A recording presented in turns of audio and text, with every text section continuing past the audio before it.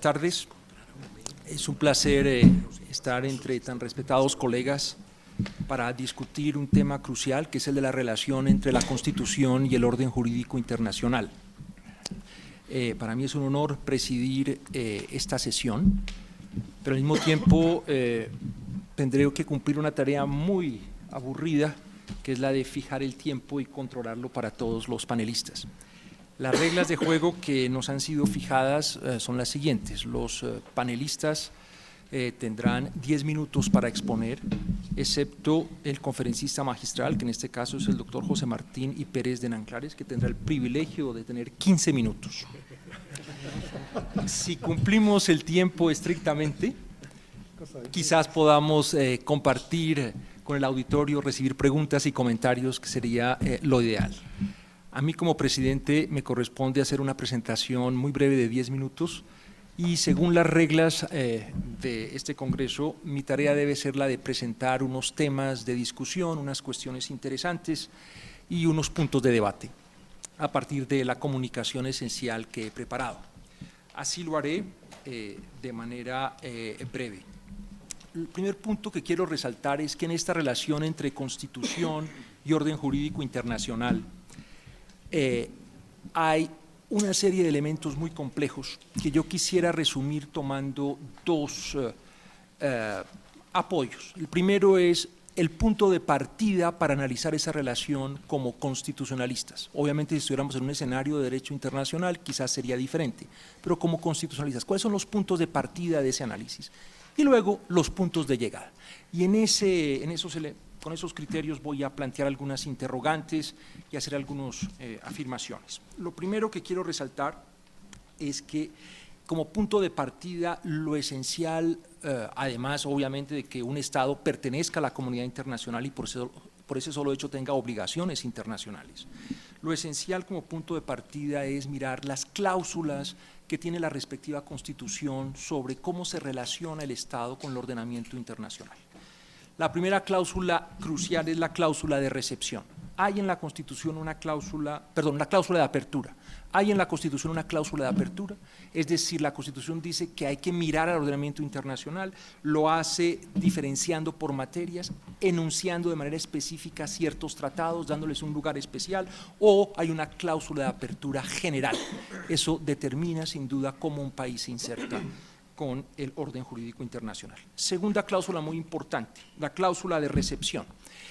Tiene la Constitución una norma que diga cómo entra el ordenamiento jurídico internacional, cómo aterriza, si se quiere, en el respectivo país. Y ahí hay múltiples opciones. Obviamente, una opción es la de determinar una supraconstitucionalidad, la otra es la de colocar ciertas normas internacionales en el mismo plano de la Constitución, como ocurre en Colombia, donde hablamos de un bloque de constitucionalidad. Lo otro es ubicar las normas internacionales por debajo de la Constitución, pero por encima de la ley, infraconstitucional, pero supralegal. Otra, colocar las normas internacionales en un plano legal. Y eso puede variar por materias. Por ejemplo, en Colombia, algunas normas entran a nivel constitucional, otras entran a un nivel infraconstitucional y hay unos criterios en la Constitución desarrollados por la jurisprudencia para manejar ese tema. Obviamente, desde el punto de vista de la recepción es crucial qué papel juegan los poderes públicos, qué papel juega el Congreso, qué papel juega el Ejecutivo, qué papel juega la Corte Constitucional, y eso tiene una incidencia fundamental en cómo se reciben ciertas normas en el ordenamiento jurídico. Obviamente la pregunta fundamental es ¿y qué hacer con el derecho internacional consuetudinario? ¿Qué hacer con el jus cogens? ¿Qué hacer con el soft law? Donde claramente no hay un pronunciamiento expreso del Congreso o de la Corte o del Ejecutivo, sino que son normas construidas por la comunidad internacional y por actores internacionales. Tercera cláusula fundamental, ¿hay una cláusula de interpretación en la Constitución o no la hay?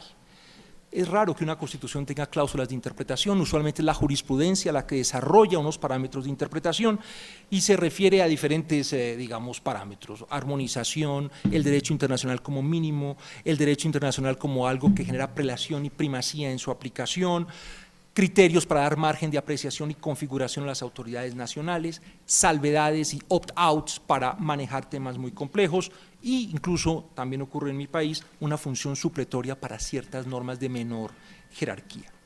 Cuarta cláusula fundamental en este punto de partida. ¿Hay reglas de coordinación judicial o no las hay?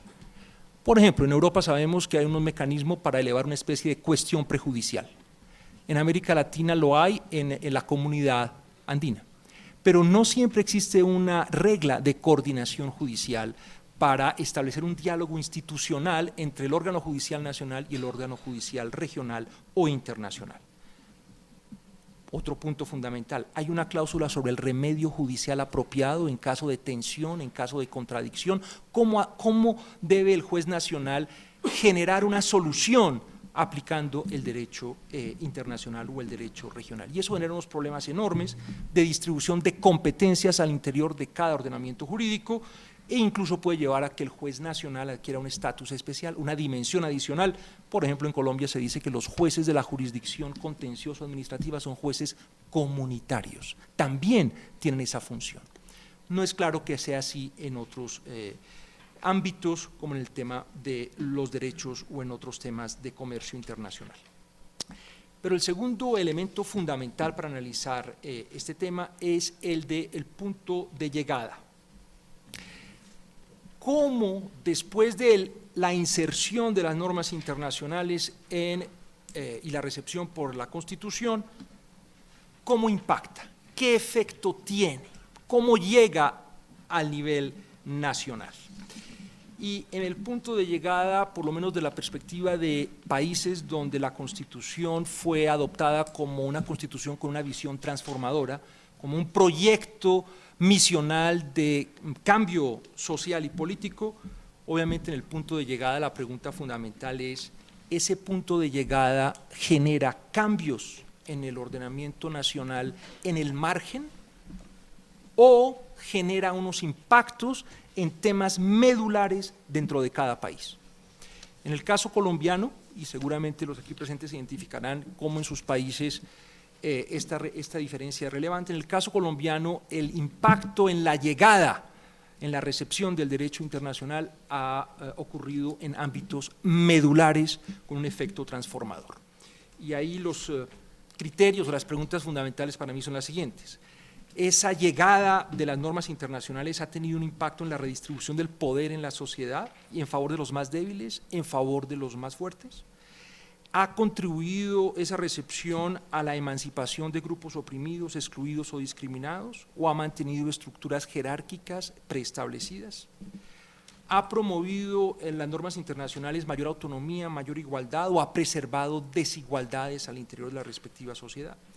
¿Qué impacto ha tenido en poderes que tienen privilegios en la respectiva sociedad? ¿O los ha limitado o ha generado expansión de esos poderes?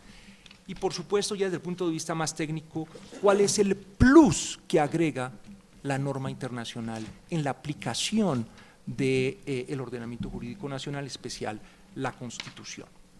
Por supuesto, es crucial las variantes aceptadas por cada país para respetar la idiosincrasia de cada país y finalmente, cómo en términos generales este diálogo y esta recepción puedan generar una transformación en los ordenamientos jurídicos nacionales. En Colombia, para terminar, el impacto ha sido medular. No, por razones de tiempo, no menciono de manera detallada los casos que me encantaría resaltar, pero hago simplemente una mención de cómo diferentes normas internacionales tuvieron un impacto medular en la interpretación de la Constitución en Colombia. Por ejemplo, en materia de libertad de expresión y libertad de prensa, una opinión consultiva de la Corte Interamericana llevó a que se declarara inconstitucional una tarjeta profesional exigida a los periodistas.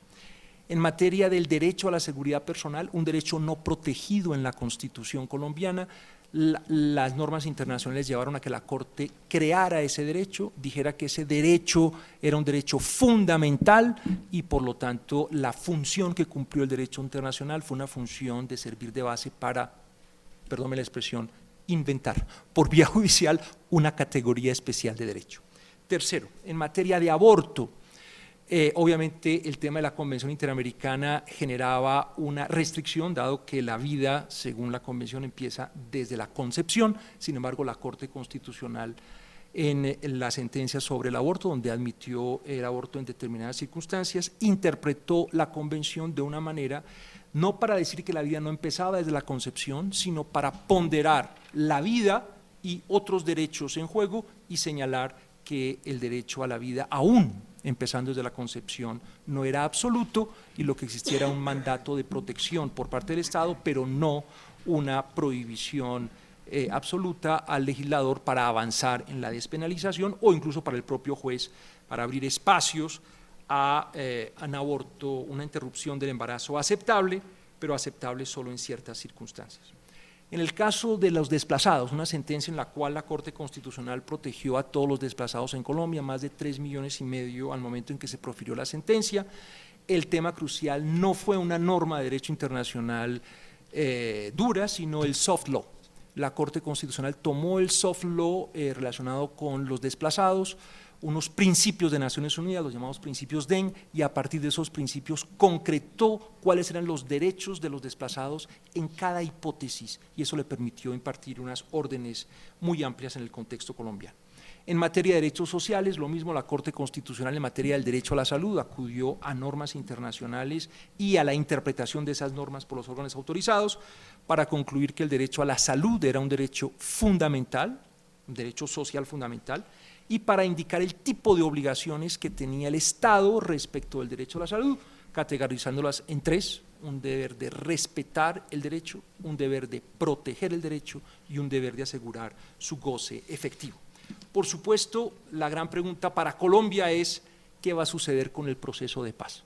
Un tema medular para el país, un tema donde hay una controversia muy intensa, donde algunos consideran que el acuerdo de paz, especialmente la Jurisdicción Especial para la Paz, respeta los parámetros internacionales. Sin embargo, hay quienes, aunque es una minoría, sostienen que no hay un respeto apropiado, y la gran pregunta es si, a pesar de esa adhesión de Colombia al derecho internacional, ahora el derecho internacional se convertirá en un obstáculo para construir la paz en Colombia. Yo tengo la confianza en que no será así, pero esa es una gran interrogante que estamos debatiendo en este momento en Colombia.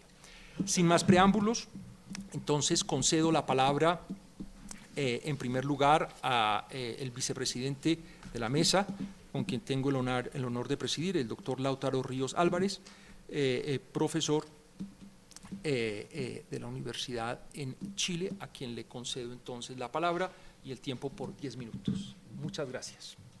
Gracias. En primer lugar, como es de rigor, quiero agradecer la amable invitación que me ha formulado el presidente del Instituto, Diego Valadez, y el profesor doctor José María Serna a concurrir a este magno congreso, que realmente creo que es uno de los más grandes eventos a los que he asistido en mi vida, que no es demasiado corta, como ustedes podrán advertir por mis canos. Mi segunda observación se refiere a la Constitución de México, y quiero dar mi enhorabuena de que México tenga una Constitución cuyos artículos básicos, los primeros artículos, coloca la educación pública como la misión fundamental del Estado. Recién, después de 100 años, los estados progresistas se han dado cuenta de que la verdadera palanca del desarrollo es la educación, y esta es la fórmula que están utilizando los países para, digamos, partir en la senda del desarrollo de una manera decidida. Yo, en esta exposición que voy a hacer, en el fondo voy a hacer un desafío. Y este desafío está principalmente dirigido a la juventud, que afortunadamente abunda en esta sala. Y digo que está fundamentalmente dirigido a la juventud porque ustedes se van a dar cuenta por la exposición que voy a hacer de que hemos perdido un tiempo precioso en discusiones inútiles, en circunstancias de que hemos sido sobrepasados por quienes han tenido el criterio y la inteligencia y la decisión necesaria para obrar de otra manera. Como ustedes saben, a diferencia de los Estados Unidos de Norteamérica, que iniciaron juntos las guerras de la independencia, declararon juntos la independencia, se consolidaron una federación unida desde el primer momento. Y esa federación, o el Estado actual de Estados Unidos de Norteamérica, subsiste hasta el día de hoy, a diferencia de ese procedimiento de lo que yo llamaba la América rubia. La América morena, en cambio, inició sus procesos de emancipación separadamente. Declaró su independencia a cada uno de nuestros países separadamente. Bolívar, el año 1926, con una gran visión, en esa época, trató de unir a todos los países independizados en un congreso en Panamá. Fracasó rotundamente por el caudillismo y por la falta de visión de los gobernantes elegidos en aquella época. Resultado, a causa de esta partida diferente, a causa de que en el norte de América están los Estados Unidos de Norteamérica y al sur de los Estados Unidos de Norteamérica están los Estados desunidos de Latinoamérica, se han producido diferencias abismales. Mientras Estados Unidos es la primera potencia mundial, no solo en el aspecto económico, sino que en el armamentismo, en la influencia, en el peso internacional, en todos los ámbitos en que ustedes quieran colocarlo, nosotros, los Estados Unidos de América del Sur, somos, utilizando una imagen del gran Alexander von Humboldt, que dijo que América Latina era como un pordiosero sentado sobre un montón de oro. Es decir, alguien que no aprovecha todas las virtualidades que tiene bajo sus pies.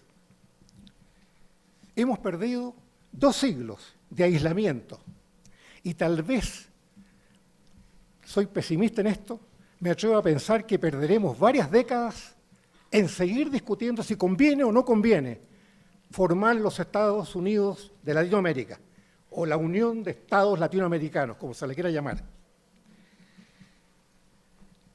¿Cuál es el papel? ¿Por qué estoy dirigiéndome a esta audiencia en este Congreso? Porque el papel principal de los cultores del derecho público es saber detectar los signos de los tiempos. Y una vez detectados los signos de los tiempos, saber orientar aquellos aspectos jurídicos que tienen estos signos por el camino adecuado. Y si se trata de la unión de los estados de Latinoamérica, lo primero que tiene que hacer esa unión es tener una constitución. Y los más adecuados para programar, o por lo menos para adelantar los signos de esa constitución, somos precisamente los cultores de derecho público. Por lo tanto, no solo tenemos un privilegio, tenemos una enorme responsabilidad en esta tarea. Y porque sabemos que esa tarea es difícil, porque hay muchos que no creen en esta necesidad, porque hay muchos que no se han dado cuenta de las ventajas de todo tipo que tienen una unión de esta naturaleza, es que tenemos que comenzar ahora, lo antes posible, para no seguir perdiendo más tiempo. ¿Cuáles son los signos de los tiempos en relación con Latinoamérica?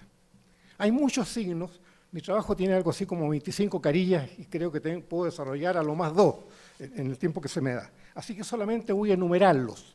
Están desarrollados en el trabajo.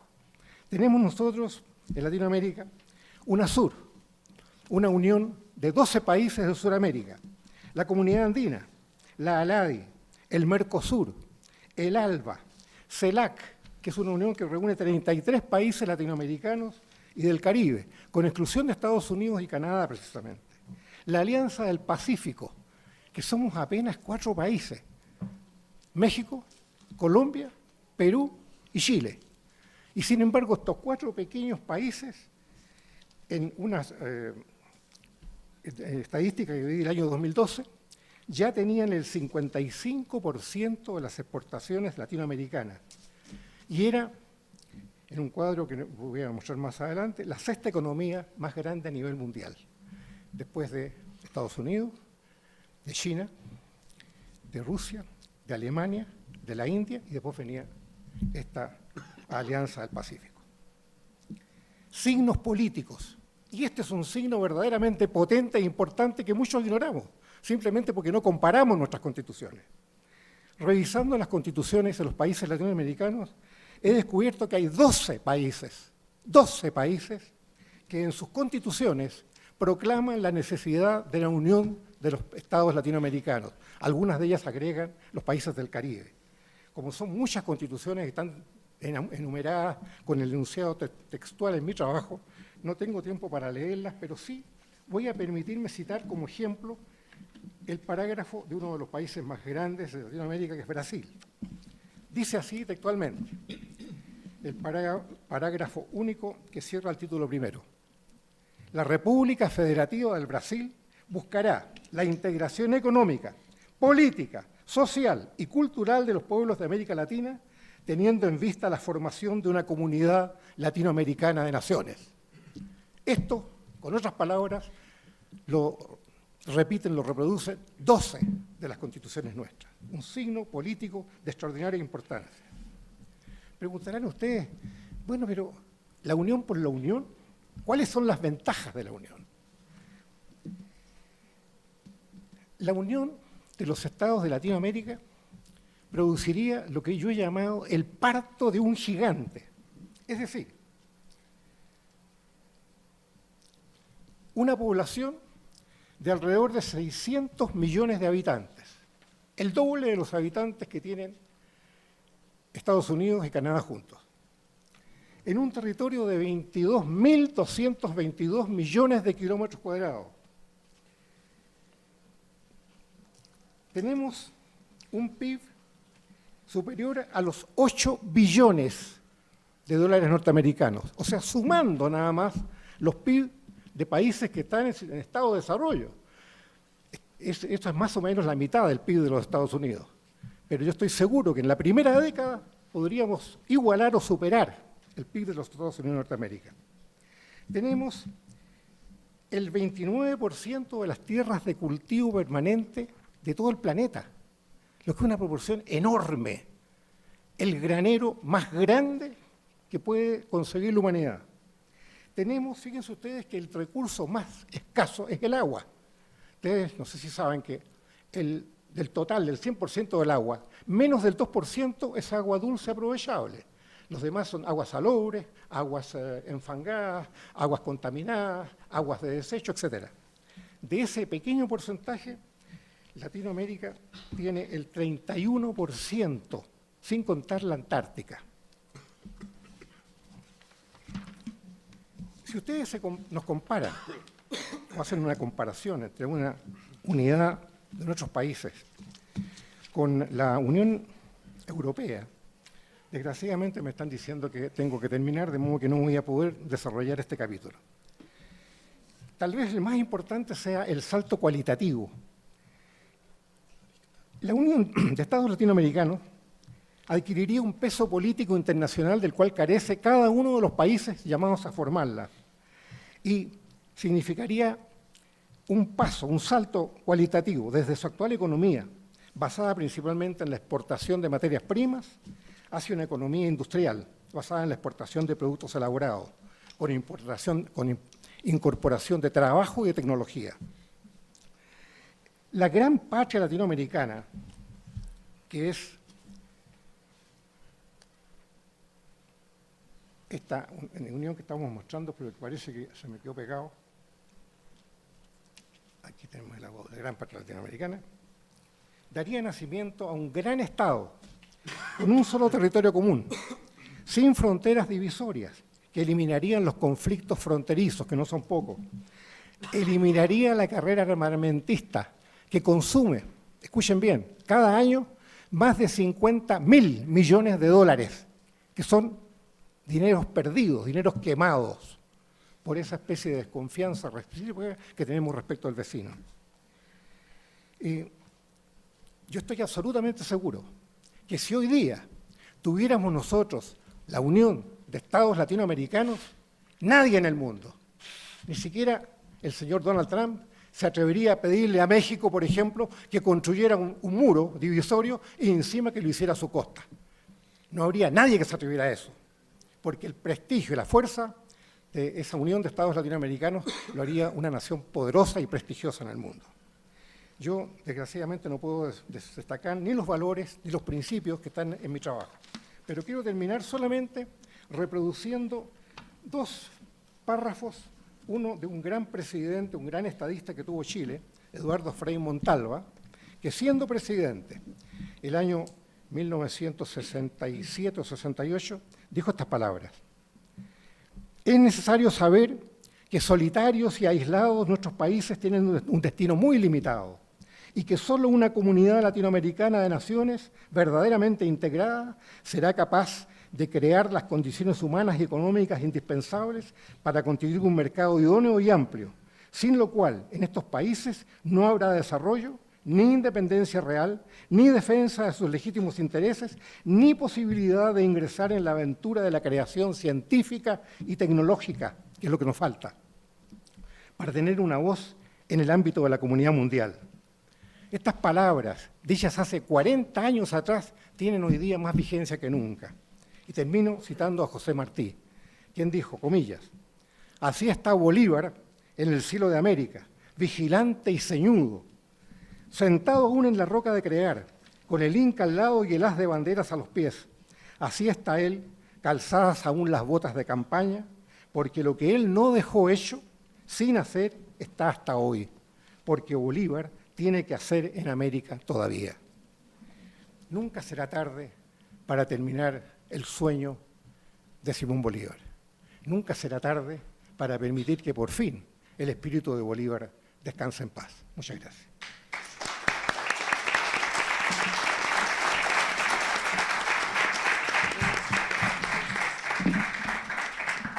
Muchas gracias, doctor Lautaro Ríos, profesor emérito de la Universidad de Valparaíso. Siento mucho haber interrumpido una presentación magnífica y muy inspiradora.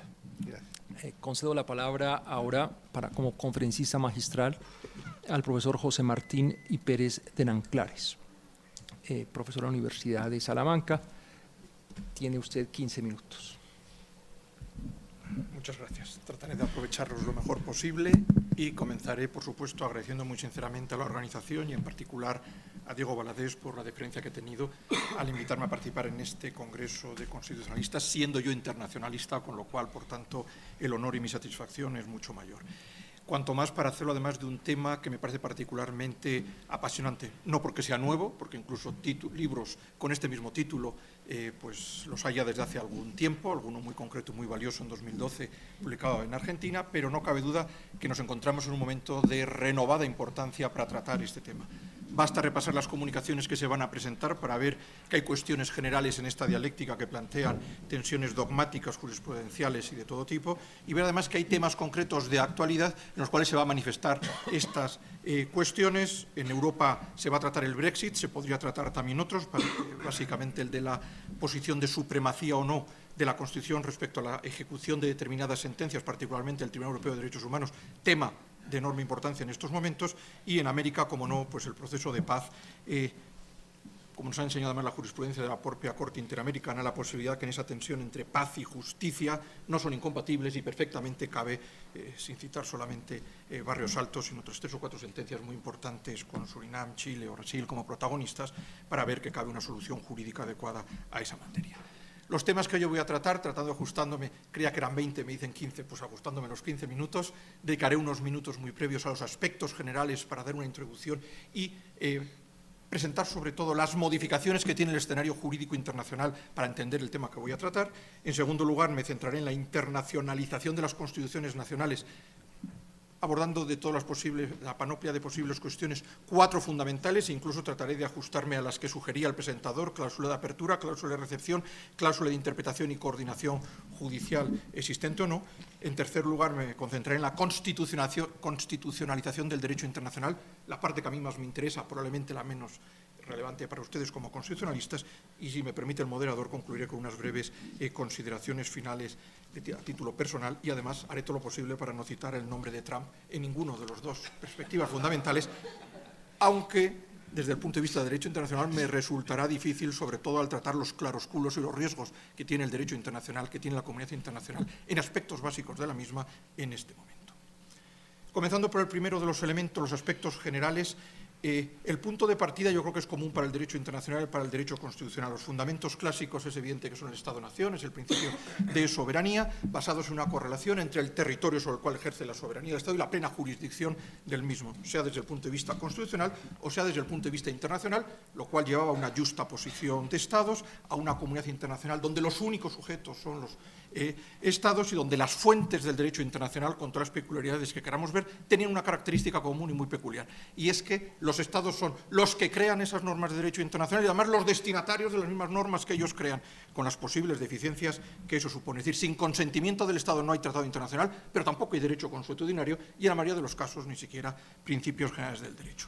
Eso hacía que el derecho internacional fuera muy cómodo en esa visión clásica, más allá de la aburrida discusión entre monismo y dualismo, que era más teórica que práctica. Sin embargo, ese escenario sencillo ha cambiado en los últimos años y tenemos un contexto radicalmente diferente. Fenómenos como la globalización, la tecnificación, la especialización, la multiplicación de las relaciones transnacionales y el desarrollo trepidante de las comunicaciones, pues ha tenido consecuencias jurídicas como no podía ser de otra forma. Han aparecido nuevos actores, no digo sujetos de derecho internacional, algunos colegas aquí presentes sí dicen tanto, yo no me atrevo todavía, pero sí actores como las empresas, como los ciudadanos. Ha habido una multiplicación de las organizaciones internacionales, el puñado de organizaciones que existían al finalizar la Segunda Guerra Mundial son ya 300, más o menos 300 en este momento, de muy diverso índole, técnicas con mucho poder, la OMC, por ejemplo, pero también todas las de protección de inversiones, a través de mecanismos peculiares que no conocemos en muchos casos ni siquiera bien los Estados, que son los arbitrajes, y sobre todo, y hacía referencia a la presentación y me centraré en ello, en los procesos de integración, donde hay procesos de integración supranacional, una apertura, una atribución de competencias muy notable a organizaciones internacionales que trastoca claramente el concepto tradicional del Estado. Y esto ha traído cambios trascendentales en el derecho constitucional y también en el derecho internacional. El Estado ya no es el único sujeto de derecho internacional, las fuentes del derecho internacional, el modo de crear derechos y obligaciones ya es diferente, incluso surgen derechos y obligaciones sin consentimiento previo del Estado, lo cual parece bastante natural, y paralelamente ha habido una fragmentación del derecho internacional, surgiendo muchos subsistemas con tribunales propios y con peculiaridades, con los riesgos que eso también significa para este derecho internacional. Punto número 2. Con este contexto claramente cambiante para el derecho internacional y por ende también para el derecho constitucional, se da el primero de los fenómenos, una internacionalización inevitable de las constituciones. Por tanto, las constituciones tienen que responder, como ha dicho el presentador, a al menos 4 cuestiones, pero es muy claro que, por tanto, los criterios tradicionales de aceptación de las normas de derecho internacional, sin los cuales, por ejemplo, se explicaba la mayoría de las constituciones que atribuían a los tratados internacionales el rango infralegal, y además sin plantear cuestiones muy problemáticas en el fondo en la jurisprudencia, es insostenible en este momento. Es decir, las constituciones han de dar respuesta a las nuevas tendencias que existen en el derecho internacional, a la multiplicación de actuaciones del derecho internacional con las consecuencias que eso tiene en el ámbito interno. Pues coger 4 dentro de tengo la ponencia por escrita, de la decena o docena de cuestiones que se podrían escoger. Primero, la incorporación de las normas internacionales en los ordenamientos internos. Bueno, aquí la verdad es que yo creo que la contestación no puede ser genérica, sino que primero hay que decir, al menos desde el punto de vista del derecho internacional o desde mi punto de vista, que hay que diferenciar claramente y cada vez más según el tipo de norma internacional a la que estemos haciendo mención. En primer lugar, de manera muy clara, y probablemente no estaremos todos de acuerdo, las normas de jus cogens, buena parte de los principios generales del derecho y, desde luego, buena parte del derecho consuetudinario aceptado con opinio juris sive necessitatis por la comunidad internacional, son obligatorias e indisponibles para todos los Estados. Por tanto, eso se llama, en lenguaje constitucional, que tienen rango supraconstitucional. Podemos hablar de derecho consultorio constitucional, como hacía Néstor Sagués esta mañana, o de cláusulas en blanco, pero cuando vamos a la incorporación del derecho a la paz por la jurisprudencia de un tribunal constitucional, eso es un principio de jus cogens, la prohibición del uso de la fuerza. Y hay que, cada uno con la imaginación jurídica que quiera, o en la Constitución, o a través de la jurisprudencia, tiene que incorporarlo para aceptar el cumplimiento indisponible de esas normas de jus cogens claramente supraconstitucionales, al menos desde mi punto de vista. ¿Qué ocurre con los tratados internacionales válidamente celebrados? Bueno, pues el principio general de los tratados internacionales válidamente celebrados es que rige, desde el punto de vista nuestro, pacta sunt servanda, Convención de Viena, desde luego hay que cumplirlos. Eso es un poquito elemental, nos podemos remitir al excelente trabajo de Héctor Fistamudio, en el cual él analiza la mayor parte de las constituciones del entorno iberoamericano, para llegar a una conclusión bien diferente, que cada constitución tiene una solución diferente y que además En muchas ocasiones, lo que dice la Constitución y lo que interpreta el Tribunal Constitucional o las Cortes Supremas son radicalmente, si no contradictorias, al menos problemáticas. Yo diría que sí se puede hablar de una cierta tendencia, tanto en Europa como en las Américas, y es la consideración supralegal, infraconstitucional, pero supralegal. Bien porque hay una previsión expresa en la Constitución, como es el caso español de manera clara, o bien porque, aunque no la haya, en México, por ejemplo, el artículo 133 ha sido interpretado por la Suprema Corte de una manera muy semejante a lo que estoy diciendo en este caso. Y además hay un mecanismo que después se va a tratar que es muy interesante, el control previo de constitucionalidad de los tratados internacionales, que es reconocer a priori la importancia supralegal y en ocasión incluso constitucional, de ahí que antes de autorizar la celebración de un tratado internacional y ratificarlo, consultemos a los tribunales constitucionales para que digan si hay contradicción o no. Otra cuestión es si los utilizamos con suficiente frecuencia. El Tribunal Constitucional Español en solo 2 ocasiones y las 2 además referidas a la Unión Europea. Pero piensen que hasta el Tribunal de Justicia de la Unión Europea tiene esa posibilidad de dictamen previo, piensen en el más reciente, el de adhesión de la Unión Europea al Convenio Europeo de Derechos Humanos, el 2/2013, con la repercusión constitucional que ello representa. Yo creo que en esos tratados, cuando digo que además depende, habría que diferenciar entre tratados de índole general y tratados de derechos humanos. Yo creo que en los tratados de derechos humanos sí se constata una tendencia clarísima a acercarse a la constitucionalidad o incluso a una supraconstitucionalidad. En el caso de la Declaración Universal de Derechos Humanos, que por cierto no es tratado internacional, de manera muy evidente, lo mismo en la de los pactos, pero de manera todavía más clara en el Convenio Europeo de Derechos Humanos, con el Pacto de San José, considerados por algunos incluso con carácter constitucional propio en la comunidad internacional. Y con vías además indirectas, el 10.2 de nuestra Constitución es estudiado por Alejandro Sainz de manera magistral, es buen ejemplo de ello, pero también la interpretación que se da en otros tribunales. Argentina, Brasil, Perú, o al menos Perú, no tanto en la actual Constitución, más en la de 1979, pero con tendencia yo creo que también en esta línea. Pero mención aparte, en tercer lugar, creo que merecen los procesos de integración supranacional, es decir, la existencia de cláusulas ad hoc de apertura constitucional. Por eso hay constituciones que, además de la cláusula de recepción ordinaria, tiene una cláusula particular cuando se atribuye el ejercicio de competencias derivadas de la Constitución a una organización internacional que tiene gran número de competencias y además gran intensidad en esas competencias, como la Unión Europea, donde hay materias exclusivas, toda la política comercial común, la política de pesca, la política monetaria y otras que son compartidas, pero que fruto de un ejercicio exhaustivo se han convertido en competencias exclusivas. Es decir, donde los Estados no pueden intervenir, donde la Unión además tiene plenitud de medios para hacerlo. Es lógico que eso tenga particular trascendencia y dentro de esa internacionalización de la Constitución es la más grave, es la que más consecuencia y más intensas consecuencias tienen para las constituciones, para los Estados y para el concepto de soberanía. De ahí que, siendo muy breve en estos momentos, la verdadera discusión de los tribunales constitucionales europeos en esta materia ya no es la doctrina Solange, ya no son los derechos fundamentales, sino que es la cuestión de si tiene límites la atribución de competencias realizada a través de esas cláusulas. Y esto es muy genérico, más que eso, si hay una competencia de ese Tribunal Constitucional para realizar un control ultravires de actuación de las instituciones de la Unión. Ya sé que es competencia del Tribunal de Justicia de la Unión Europea, que tiene el monopolio, pero en casos extremos, dice el Bundesverfassungsgericht, ¿tendré competencia yo para hacerlo? Sentencia del Tribunal, sentencia del Tratado de Lisboa, ¿o no tendré que hacerlo? Bueno, Honeywell después nos dice sí, pero antes preguntaré al Tribunal de Justicia, una cuestión prejudicial, y además, en la última cuestión, pues nos deja claro que lo cumple. Le echa una buena regañina al Tribunal de Justicia, pero primero plantea la cuestión prejudicial, que ya es un éxito, y segundo, además, después la acepta, aunque sea, repito, con una regañina que no sé si venía muy a cuento. Y el segundo elemento, la contestación. ¿Dónde están esos límites caso de existir? En Alemania lo tienen más fácil, el 79.3 tiene una cláusula de intangibilidad, en otros sitios no lo tenemos. Es la exigencia de esfuerzo doctrinal para determinar la identidad constitucional, los principios básicos elementales sin los cuales no se puede entender esa Constitución. 4.2 del Tratado de la Unión Europea y cada Constitución, cada Estado de una manera. España, yo creo que en esto sigue clarísimamente la doctrina del Tribunal Constitucional alemán, especialmente la Declaración 1/2004, con algunas deficiencias.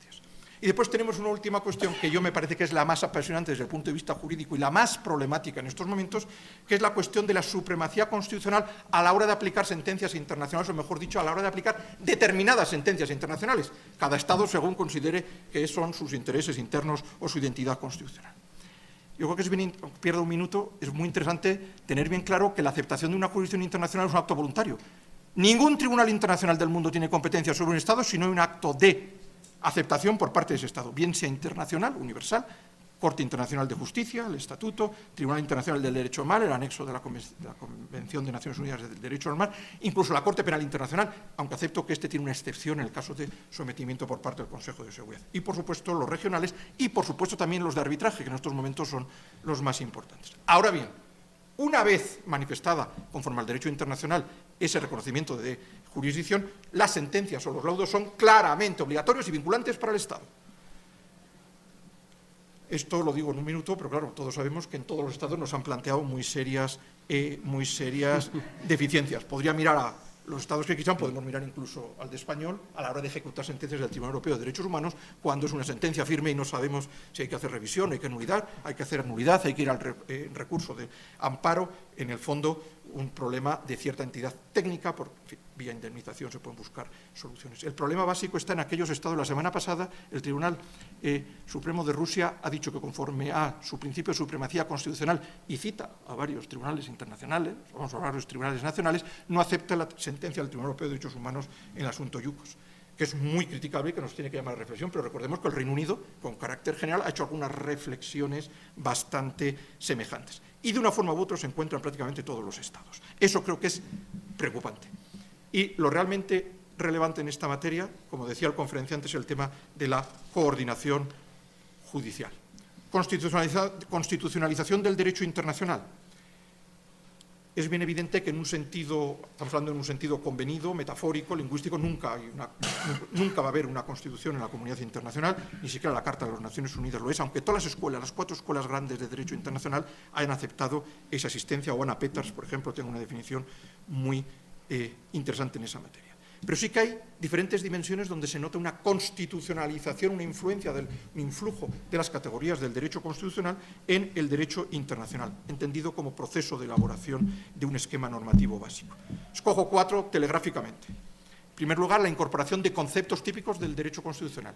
8 o 10 conceptos de manera clara. El más importante, la diferenciación entre Gemeinschaft y Gesellschaft, comunidad y sociedad, capital para la evolución del derecho internacional. En segundo lugar, la asunción de valores constitucionales, básicamente el de dignidad humana, inexistente, la persona no existe en el derecho internacional. Por eso, contestando la intervención de esta mañana de Belaunde, a la ONU le interesa la paz y para nada la justicia. Por eso, porque la paz es cuestión de estados y la justicia es cuestión de individuos que en derecho internacional no han tenido relevancia. En tercer lugar, la aceptación de principios esenciales del derecho constitucional. Hombre, por encima de todos, el Estado de Derecho, rule of law, la Rechtsstaatlichkeit. Y por último, la creación de estructuras judiciales permanentes, básicamente en materia de derechos humanos, pero recordemos que no solo en materia de derechos humanos. He citado el arbitraje y he citado también el Tribunal Internacional del Derecho del Mar.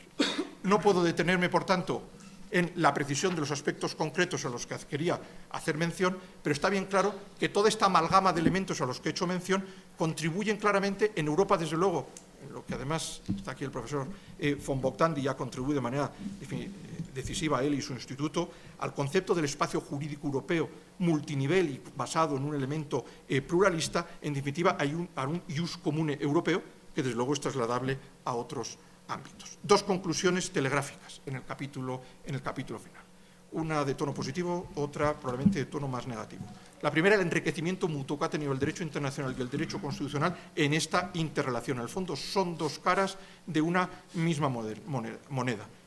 El derecho internacional se ha enriquecido con categorías del derecho constitucional y además ha incorporado también instrumentos jurídicos propios, básicamente en el refuerzo de la posición del individuo y en la institucionalización y la protección de los derechos humanos.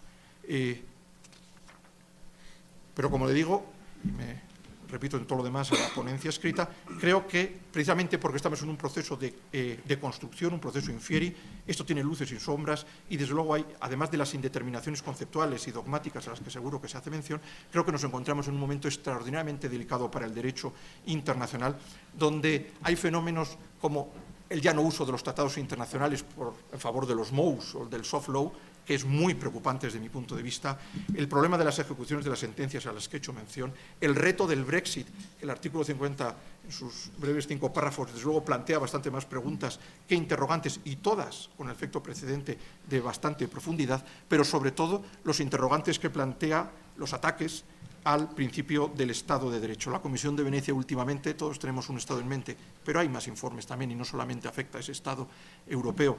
con su actuación del Tribunal Constitucional, creo que en estos momentos hay violaciones y ataques muy importantes a elementos nucleares del derecho internacional.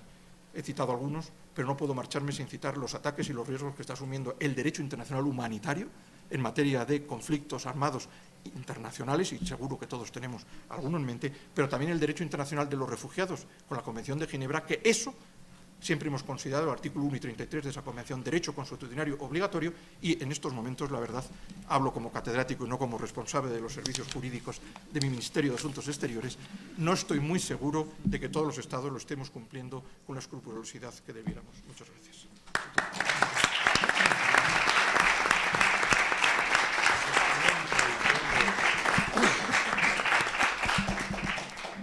Muchas gracias, profesor José Martín Pérez de Nanclares. Concedo entonces ahora la palabra a los panelistas de esta primera sesión. Le ruego a cada panelista circunscribirse a los 10 minutos y antes de comenzar señalar la institución de adscripción a la que pertenece. Concedo para comenzar la palabra a Eduardo Andrade Sánchez de México. Muchas gracias. Yo estoy adscrito a la Universidad Nacional Autónoma de México y agradezco, por supuesto, la invitación a Diego Valadez, a Domingo García Belaúnde, a todos los organizadores, y les pido una disculpa por mis problemas derivados de la gripe que padezco, pero no quise dejar de estar aquí el día de hoy porque trabaja uno mucho para preparar estos 10 minutos que procuraré aprovechar al máximo. El fondo del planteamiento que quiero hacer lleva a la propuesta de que los tratados internacionales, como mencionaba hace un momento quien antecedió en el uso de la palabra, sean controlados previamente por la Suprema Corte de Justicia de la Nación. Y quisiera yo dedicar unos minutos para exponer algunos temas previos a esto o que sustentan la solicitud de que se cree este sistema de control. Y esos planteamientos tienen que ver con dos conceptos básicos que se han estado repitiendo aquí en diversas mesas desde ayer: el de la soberanía y el de la supremacía constitucional. Me preocupa, ayer escuchaba en alguna intervención una condena a quienes se dice que estamos atados visceralmente a esta especie de mito de la soberanía, pero permítanme defender la soberanía desde un punto de vista estrictamente jurídico, conceptual y valorativo, axiológico. ¿Cuál es la esencia del constitucionalismo? Precisamente la posibilidad de que quienes van a ser los destinatarios de las normas sean sus autores a través de los representantes. Esto es, la democracia representativa se basa en el desechamiento de la legitimidad del derecho divino de los reyes para sustentarlo en la voluntad popular. Esa es la esencia del constitucionalismo, o por lo menos una de ellas. Entiendo que está también, por supuesto, la defensa de la libertad de las personas. Pero la fuente de legitimidad tiene que ser, en cualquier constitución, la voluntad popular que se expresa por medios democráticos. ¿Y cuál es la fuente de legitimidad del derecho internacional? Aquí se acaba de decir, la voluntad de los estados, y sigue siéndolo, porque cualquier sentencia de un tribunal internacional, cualquier decisión que derive de un tratado, está sustentada en la aceptación que el Estado ha dado para someterse a esa norma internacional o a esas sentencias.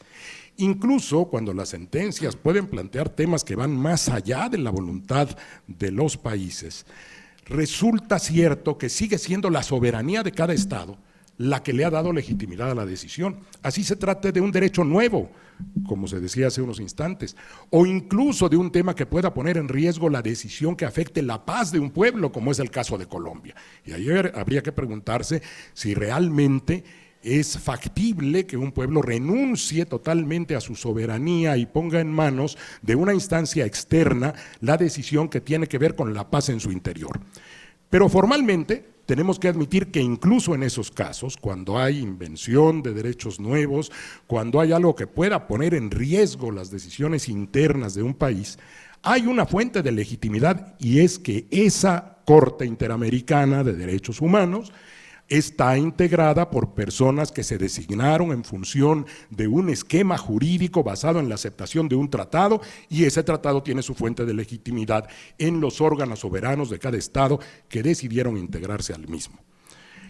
El tema aquí es hasta qué punto esto que es verdad, jurídica por lo menos, la soberanía sigue siendo ese sustento del edificio del entramado de normas internacionales, salvo que pensáramos que hay, como efectivamente hay, un desarrollo internacional de muchas fuerzas, de factores reales de poder que están por encima de los estados en los hechos, pero lo están en el derecho. Podemos admitir que existe, por ejemplo, como fuente de legitimidad, la decisión de las calificadoras, vaya que sí tienen un poder las calificadoras en el mundo, y la decisión de esas calificadoras que puede destruir la economía de un estado en 24 horas, es verdad que afecta a la soberanía del Estado y que afecta a las condiciones y las relaciones internacionales, pero ¿es legítima?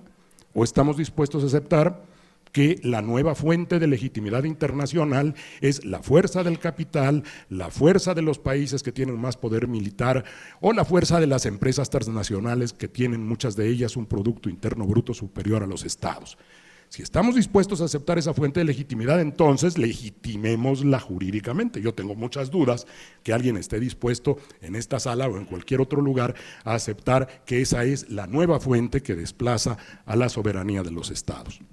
En consecuencia, los estados seguimos siendo quienes participamos en la edificación de ese orden jurídico internacional y nos sometemos a él por la voluntad soberana. Ahora, esta voluntad soberana es pétrea, es eterna. Los estados tienen que admitir de una vez y para siempre lo que han pactado en un tratado. Mi respuesta jurídica es no. Si podemos reformar nuestras constituciones, por supuesto que podemos reformar nuestra participación en los tratados. Y cuando hay mucho poder nos pueden obligar a ello, ya nos lo están haciendo. No mencionaré el nombre para no invocarlo, pero México está sujeto a una tremenda presión para tener que renunciar a ventajas de un tratado que primero se aceptó por los 3 participantes y que ahora se vuelve en nuestra contra, no por razones jurídicas, sino por el poder fáctico de un señor que lo ha tomado a placer casi como dictador. Pero a lo que voy es que efectivamente el poder soberano de los estados puede modificar las condiciones de un tratado y tan puede que para eso está la denuncia de los tratados. Y ahí viene ya la parte central de la argumentación de mi trabajo, que son muchas cuartillas, ustedes podrían revisarlo en su momento, y tiene que ver con un primer aspecto, aquí me vinculo a la supremacía constitucional. ¿Está realmente enterrada la supremacía constitucional? Por lo menos en México, no.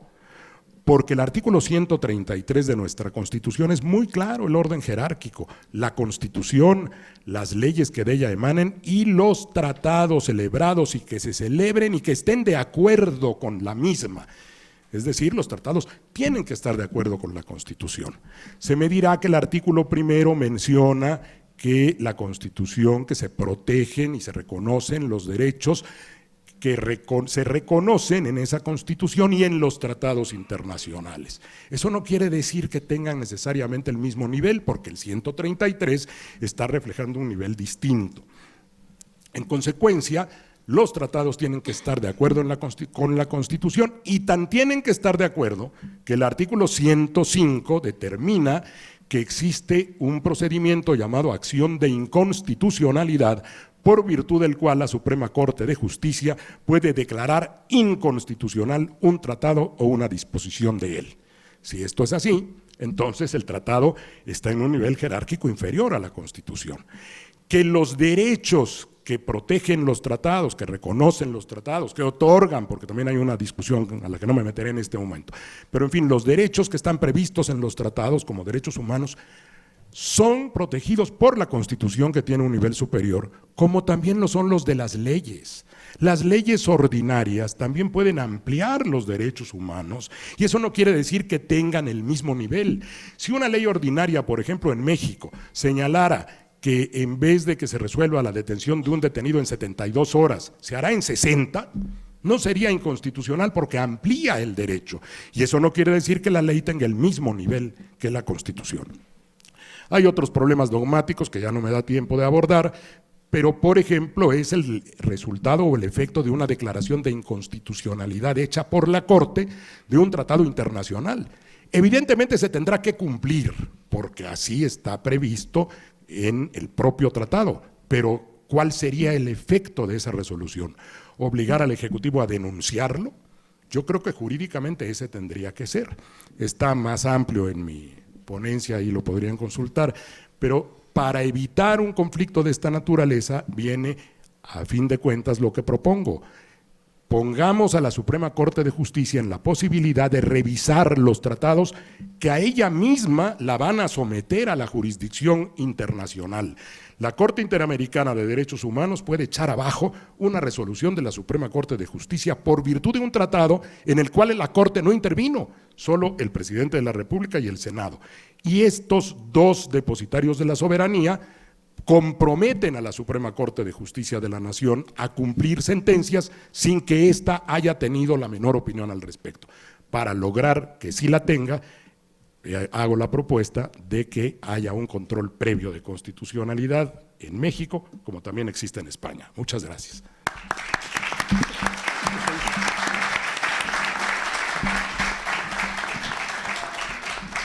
Muchas gracias, profesor Eduardo Andrade Sánchez.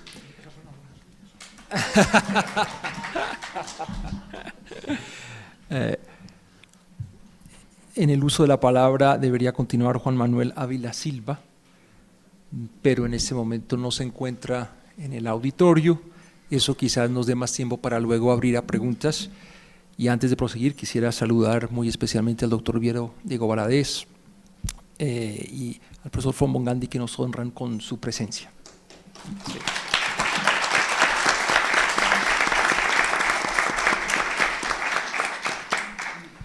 Concedo la palabra al profesor Francisco Barbosa de Colombia. Bueno, muchas gracias, Universidad Externado de Colombia. Muchísimas gracias por esta gentil invitación, el doctor Diego Valadez, al Instituto de Investigación Jurídica de la UNAM, Instituto Interamericano de Derecho Constitucional. Un gran placer estar acá en este gran congreso organizado en México. Y además inicio también con un sentimiento de solidaridad latinoamericana por todo lo que hemos estado y lo que se está viviendo en torno a este continente que por supuesto nos está planteando una cantidad de desafíos en torno a todos los principios que discutimos acá. Todos los principios, Estado de Derecho, libertad de expresión, derechos fundamentales, aplicación de los derechos fundamentales. ¿Qué decir del tema de refugiados, que creíamos que era un tema de Siria y vamos a empezar a tener problemas enormes en nuestras fronteras, etcétera? Creo que la ofensa contra México es una ofensa contra Latinoamérica, contra todos nosotros y digamos, siento un homenaje a México, sobre todo en esta fecha tan importante en donde se cumplen los 100 años de la Constitución de 1917 en la hermosa ciudad de Querétaro. Dicho esto, procedo a dar inicio a la exposición que estaba planteando en estos 10 minutos, muy rápidamente.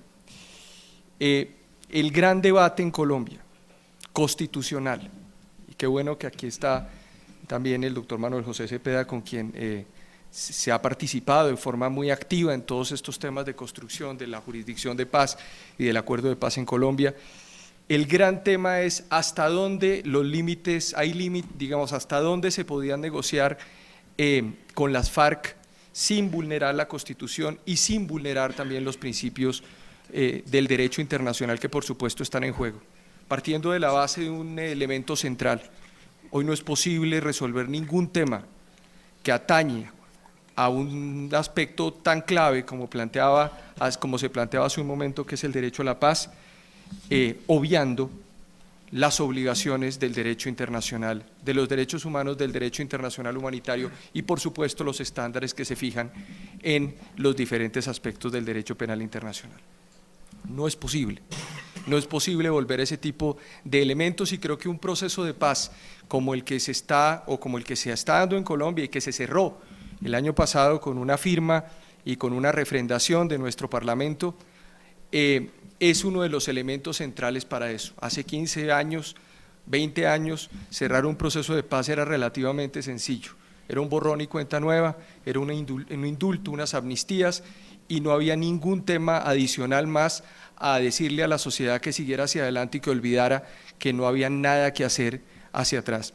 Creo que ese ha sido el punto central de esta negociación, y dentro de la negociación, que fueron 5 puntos y que por supuesto daría para muchísimos foros poder abordar estos temas, hay un aspecto central que yo creo que atañe y tiene interés para la comunidad latinoamericana y para la comunidad mundial por la creatividad jurídica que se le dio a Colombia en estos temas, y es la construcción del Tribunal de Paz, la construcción de un Tribunal de Paz que además es una suerte de tribunal híbrido, donde hay unos jueces nacionales y hay unos asesores extranjeros que van a estar dentro de ese tribunal, pero que al mismo tiempo tiene unos principios en donde yo voy a tratar de ubicarme rápidamente, enunciarlos y posteriormente decir por qué además se cumplieron los estándares internacionales y el derecho constitucional en ese largo diálogo que la profesora Laurence, que está presente acá, ha trabajado enormemente entre el derecho internacional, el derecho constitucional y el diálogo de jueces que se ha venido y que genera, digamos, grandes discusiones en el derecho europeo principalmente, y que ha llegado también a las latitudes latinoamericanas. Y el primer tema del cual quisiera yo abordar es un proceso de esta naturaleza en el marco no de la justicia ordinaria, sino de la justicia transicional, en donde básicamente aparece una suerte de inclusión de la legalidad atada a una suerte de exclusión, como planteaba Agamben en Italia. Esa idea de justicia transicional es una idea, por supuesto, que parte de la base de que una sociedad debe pasar o bien de una situación de guerra a una situación de paz, o bien de una situación de dictadura a una situación de democracia, y Colombia está, por supuesto, en esa primera opción, que es pasar de la guerra a la paz. No es posible seguir planteando la idea de que uno puede aplicar instituciones ordinarias para momentos extraordinarios. Es decir, en este caso, Colombia, que llevaba 50 años en un conflicto armado, con un grupo que se denomina las FARC, y que al mismo tiempo existe otra guerrilla que inicia también un proceso de negociación en Quito, y que hoy generó un acto de liberación de una de las personas secuestradas, abriendo el paso para esa negociación, pues por supuesto que plantea desafíos desde el punto de vista del derecho constitucional e internacional. El primer principio de esos es que las víctimas tienen que ser el centro de un proceso de paz. Es decir, aquí no están resolviendo un problema los victimarios, porque los victimarios además no tienen cara. En un momento determinado los victimarios siempre pasaban en esos procesos de paz como simplemente los artífices de una violencia, y desaparecían las víctimas y se les resolvía el proceso judicial a los victimarios. No hay victimarios buenos ni victimarios malos en una sociedad, hay victimarios que produjeron hechos, y por ende el proceso está enmarcado en un esquema en el cual las víctimas son ese centro del debate como un elemento central, digamos, dentro de la negociación. Un segundo aspecto es el relativo a una idea muy interesante, y es incluida dentro de los acuerdos y que ya está, digamos, en un proceso de inclusión constitucional, y es la idea de la justicia prospectiva. Es la idea que además surgió con cierta creatividad en el marco de la negociación de lo planteado por un jurista uruguayo, Juan Llambiás de Acevedo, en 1949, y que trae a colación la idea de que una sociedad tiene que resolver sus conflictos sobre la base de lo que va a pasar con las próximas generaciones, incluso con las generaciones no nacidas. Aquel compromiso generacional que se va a plantear sobre la base de tratar de resolver un problema de hoy que tiene muchísimas discusiones políticas, pero que va a tener, digamos, un trasfondo diferente desde el punto de vista histórico, y creo que hay ejemplos.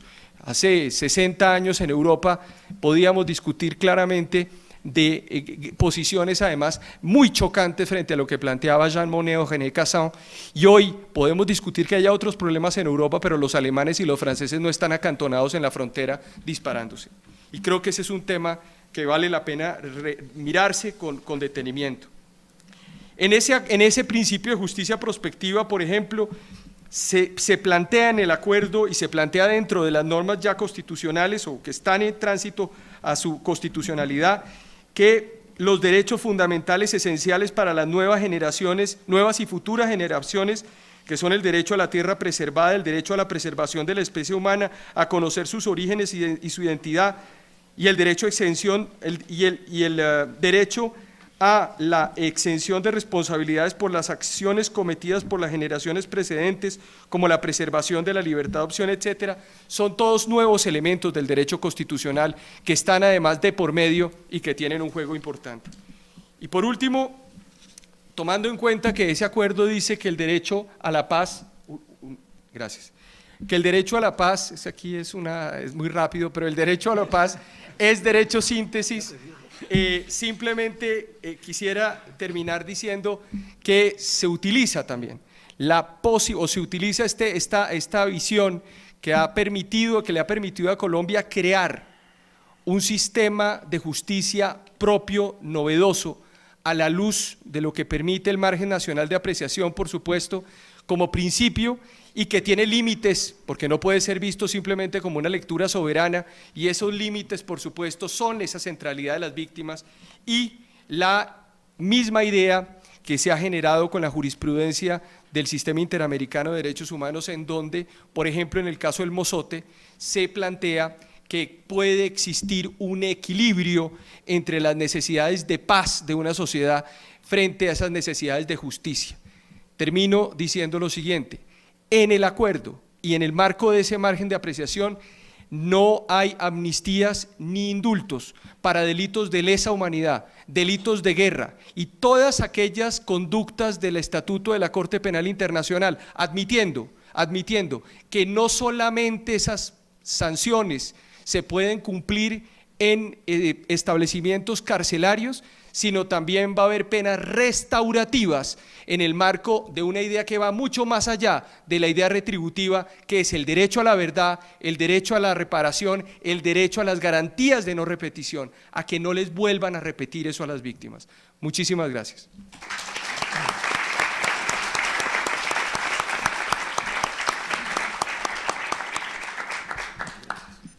Muchas gracias, doctor Francisco Barbosa. Concedo ahora la palabra al doctor Enric Fosas, quien hablará sobre Brexit y Constitución. Muchas gracias. Buenas tardes. En primer lugar, quiero agradecer al doctor Valadez por su amabilísima invitación a participar en este magno congreso. Y también quiero agradecerle que me inspirara hasta cierto punto la ponencia que he presentado y que en 10 minutos solo podré casi llegar a explicar las cuestiones que me suscita, porque fue resultado de una conversación que tuvimos en París en el mes de noviembre, en la cual los dos coincidimos en el gran interés y la gran calidad que tenía la sentencia que había dictado la Alta Corte de Inglaterra y Gales sobre el tema del Brexit, la sentencia de 3 de noviembre, que a mí me parece una sentencia tan ejemplar que creo que deberían leer todos los jueces y también todos los constitucionalistas por su claridad y por su precisión. ¿Por qué plantea cuestiones relativas a la relación entre Constitución y derecho internacional, en este caso derecho europeo? Bien, como ustedes saben, en Inglaterra, en Gran Bretaña se produjo un referéndum en el cual se preguntó a los ciudadanos si querían abandonar la Unión Europea, con el resultado de que una mayoría del 52% de los votantes contra el 48% votaron a favor. Y el gobierno británico anunció su intención de desencadenar el mecanismo previsto en el artículo 50 del Tratado de Lisboa. Bien, quizá también sepan que unos ciudadanos británicos, encabezados por una señora Miller, acudieron a los tribunales alegando que el gobierno británico, bajo sus poderes, bajo la llamada prerrogativa real, sus poderes en concreto en materia de relaciones internacionales y en concreto en materia de tratados, este poder no podía utilizarse por parte del Gobierno para disminuir o eliminar derechos conferidos por la ley, excepto si el Parlamento daba esa autorización.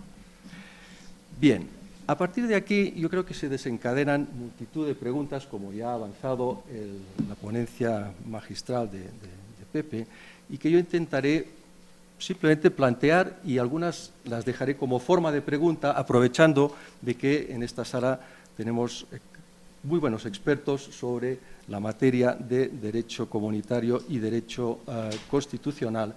Y mi ponencia, en realidad, la había subtitulado Secesión e identidad constitucional, porque, y ahora explicaré por qué también le he puesto este subtítulo de secesión e identidad constitucional.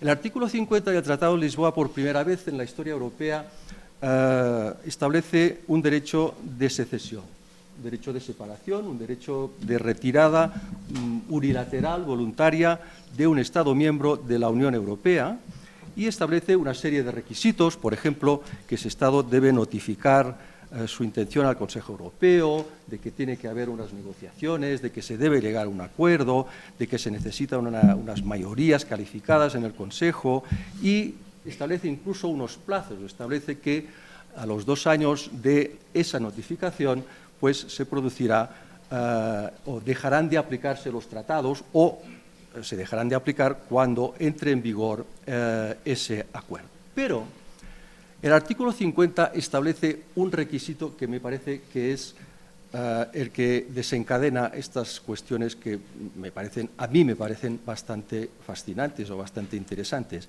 Y es que dispone que el Estado miembro podrá retirarse de la Unión Europea de conformidad con sus normas constitucionales, constitutional requirements. Y esto, digo, a mí me suscita una serie de cuestiones sobre, en fin, la relación que se da entre el derecho constitucional y el derecho internacional en esta secesión prevista en el artículo 50 del Tratado. Y esto porque, a mi juicio, se produce una interacción o una relación entre derecho constitucional y derecho europeo que va en 2 sentidos.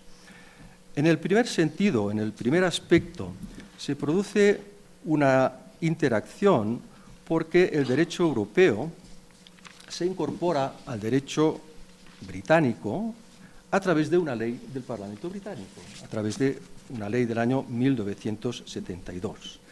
Y es precisamente por este motivo por lo cual se produce dice la Corte, una singular característica, y es el vínculo directo que existe entre los derechos y obligaciones que se desencadenaron por una acción internacional, es decir, la pertenencia a la Unión Europea, y el contenido del derecho interno. Y la Corte Suprema, en apelación, reitera: el artículo 50 opera en el plano internacional, pero dado que los tratados se aplican como parte del derecho británico, el derecho interno se verá modificado como resultado de la retirada del Reino Unido, y los derechos de los ciudadanos atribuidos por el derecho europeo se verán afectados. Por tanto, a la pregunta de ¿puede el Gobierno de Gran Bretaña solito acudir y desencadenar el artículo 50 dando la notificación prevista en el artículo 50.2, la respuesta es negativa. Y la respuesta es negativa porque, según estos tribunales, en Gran Bretaña se produce un sistema dual, una teoría dualista, dice el tribunal, según la cual el derecho internacional y el derecho interno pues actúan en planos distintos. Y aquí es donde viene, para mí, la parte más interesante. Y el tribunal dice, pero eso es un corolario necesario de la base sobre la cual se sustenta la Constitución del Reino Unido, que es la soberanía del Parlamento. Y precisamente porque la soberanía reside en el Parlamento, el Gobierno, haciendo uso de sus prerrogativas en derecho internacional, no puede eliminar un tratado que confiere derechos a los ciudadanos. Y por lo tanto, este esta prerrogativa constitucionalmente, dice el tribunal, no se extiende a una alteración de una ley que confiere derechos a los ciudadanos sin la intervención del Parlamento. Primera dirección, primer aspecto de esta interacción entre el derecho europeo hacia el derecho constitucional. Pero aún me parece más interesante la interacción que se produce del derecho constitucional hacia el derecho europeo, por la razón que voy a explicar. Y aquí voy a hacer un símil o un paralelismo con otro precepto que también ha citado el profesor y sobre el cual aquí pues el profesor Bogdandi y Logan han escrito. Me refiero a la identidad constitucional de los Estados, artículo 4.2 del Tratado de Lisboa. ¿Por qué yo veo un paralelismo entre el 4.2 y el 50? Por una razón muy sencilla. El 4.2 dice: la Unión Europea deberá respetar la identidad constitucional de los Estados miembros en sus estructuras constitucionales, etcétera, etcétera. Cuando el 4.2 ha tenido que interpretarse o ha sido justiciable, el Tribunal de Justicia de la Unión Europea, para interpretar el 4.2, ha tenido que acudir al derecho constitucional interno, ha tenido que acudir a lo que significa la identidad constitucional de un Estado. Y así, la primera sentencia, Sayn-Wittgenstein, el Tribunal de Justicia de la Unión Europea, tuvo que saber qué significaba la identidad constitucional, ¿no? ¿Qué significaba la identidad constitucional para decidir si o no una medida adoptada por ese Estado había vulnerado un derecho de los ciudadanos de la Unión Europea? ¿Cuál es la similitud o la analogía que se da? Pues que el artículo 50 establece un mecanismo de secesión que exige que el Estado miembro cumpla con las normas constitucionales. Por lo tanto, un Estado no puede unilateralmente retirarse en aplicación del artículo 50 si no es respetando su propia Constitución. La pregunta o las preguntas que a mí se me suscitan y que se han suscitado incluso en estas sentencias, por eso tiene 3 votos particulares y en estos días en todo lo que hemos visto que ha ocurrido en el Parlamento británico, es ¿quién interpreta el artículo 50? ¿Quién es el último intérprete? ¿Quién tiene la última palabra para decidir si el Reino Unido se ha retirado de acuerdo o no con el artículo 50? ¿Son los tribunales constitucionales del Reino Unido, como uno podría deducir de la lectura de estas sentencias? ¿Es el Tribunal de Justicia de la Unión Europea? ¿Es el proteico diálogo de tribunales que parece que va a solucionarlo todo? En fin, les dejo todas estas preguntas sobre la mesa y les agradezco por su atención. Muchas gracias.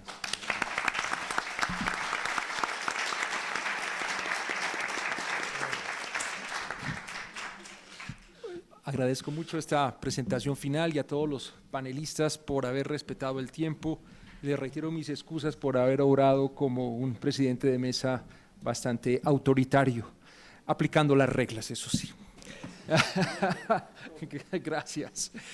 El propósito de un trabajo tan severo era abrir quizás unos 10 minutos a preguntas o comentarios del público, de tal forma que concedo la palabra rogando que sean muy precisos y no se van a exceder de 1 minuto y muy breves.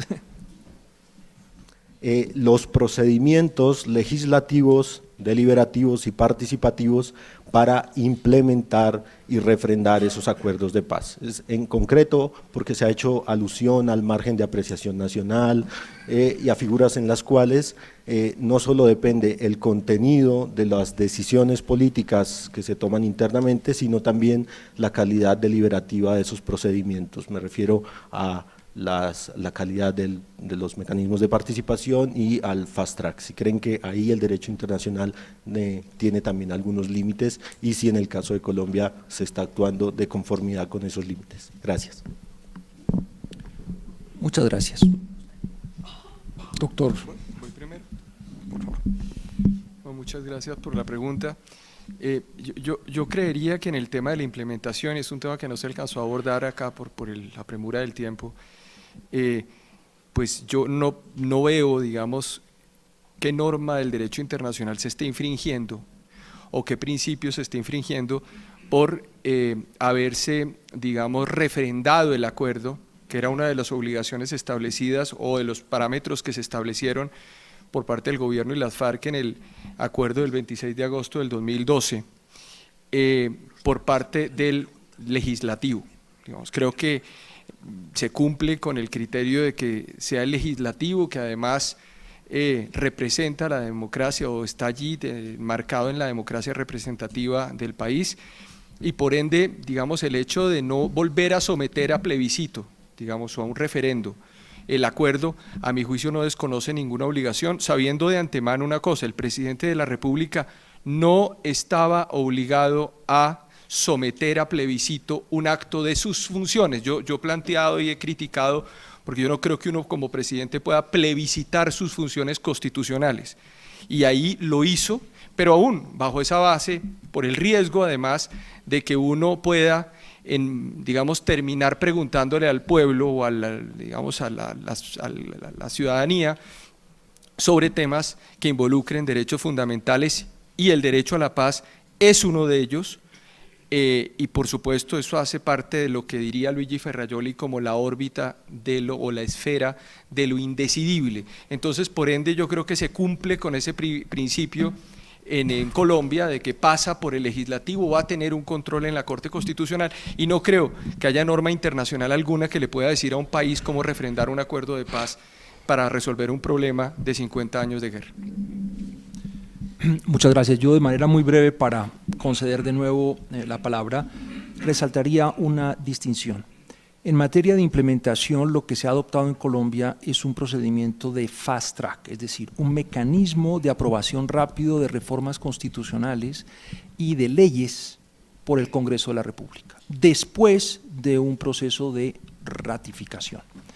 Entonces, respecto a la implementación, que es la pregunta, yo creo que a nivel internacional hay un gran margen para que cada Estado defina no solo los órganos, sino los procedimientos que siguen esos órganos. En Colombia tenemos un sistema de procedimiento parlamentario bicameral fuerte, es decir, tanto Senado como Cámara tienen que aprobar el mismo texto, lo cual no es común en varios países. Lo que se hizo con el fast track es disminuir ese grado de rigidez, tanto en la aprobación de reformas constitucionales como en la aprobación de leyes. Yo creo que el derecho internacional no exige una determinada forma de organización o articulación en esa materia. Sí exige, sin embargo, una garantía a la oposición, una garantía a las minorías y una garantía, obviamente, de libertad de expresión. Sin embargo, yo creo, para no entrar en detalles, que en las reglas de juego que hay se están respetando esos mínimos provenientes del derecho internacional, pero para no agobiar a la audiencia, si quieres, después, entre colombianos, continuamos este debate tan importante. No sé si haya otra pregunta del profesor von Bogan. Pues muchísimas gracias por un panel fantástico que ya por sí mismo merece 12 horas de vuelo de Frankfurt a venir acá. Tengo dos preguntas muy cortas y van a los colegas Cepeda y Pérez de Nanclares. Tenemos dos puntos de vista, un punto de vista constitucionalista, es decir, la cuestión de relación entre la Constitución y el orden jurídico internacional se estudia a partir de las cláusulas de cada Constitución. Tenemos el punto de partida del internacionalista que dice pacta sunt servanda. Ahora quiero saber si para los dos hay un punto de partida común. Primera pregunta. Segunda pregunta, si no hay un punto de partida común y cuando hay conflictos, ¿cuál es el mecanismo más importante según cada uno para resolver esos conflictos posibles? Muchas gracias, profesor. ¿Arrancas tú? Dale, por favor. Hombre, yo creo que esa es la cuadratura del círculo y a la cual nos hemos precisamente...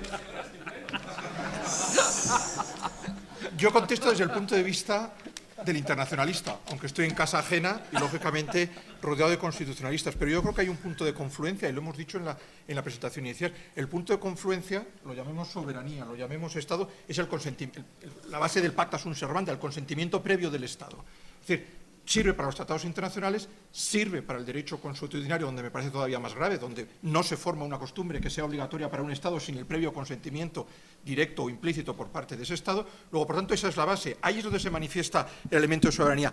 Una vez, y ya sé que seré demasiado formalista, ya sé que seré demasiado internacionalista, pero una vez que el Estado, conforme a las normas internacionales del Convenio de Viena y conforme a sus normas constitucionales, salvo el supuesto de nulidad previsto en la Convención de Viena, presta válidamente su consentimiento, ha generado una obligación internacional. Y esa obligación internacional, mientras ese tratado sea internacionalmente válido, tiene que cumplirla. Única excepción recogida en derecho internacional, que exista nulidad.